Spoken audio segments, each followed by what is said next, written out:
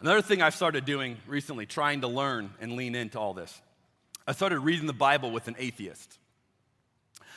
In particular, is an atheist who knows a lot of the Bible. This is someone who grew up in church, went to seminary, worked at a church out of college as a graphic designer, and then launched his own freelance company. And moving away from a church as employer, he realized he didn't believe any of it anymore.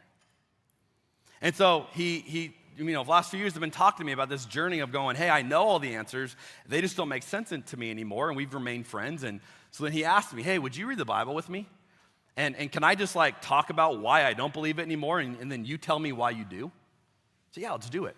So we started, and we read through Hebrews first. We went chapter by chapter, just reading through Hebrews together. You know what I realized? If you just read the Bible in church, or you just read the Bible in the context of other Christians, it's really easy to assume everyone believes this. This makes sense to everyone. You know what happens if you read the Bible with an atheist? You realize this does not make sense to everyone. And you find out why. You find out why they get hung up on it.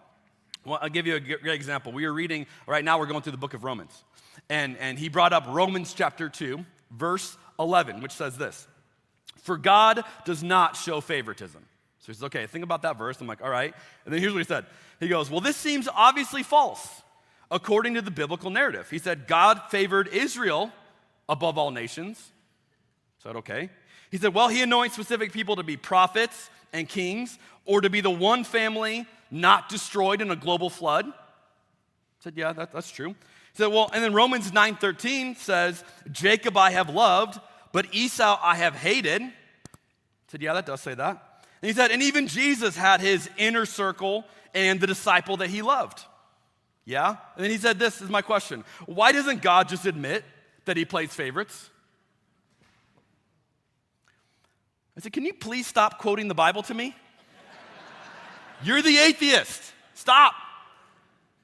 And you just realize that so often we caricaturize people as this is why they don't believe. But if you sit down with them and you listen and you hear their stories and you hear the things they're working through, it's way more complicated than that.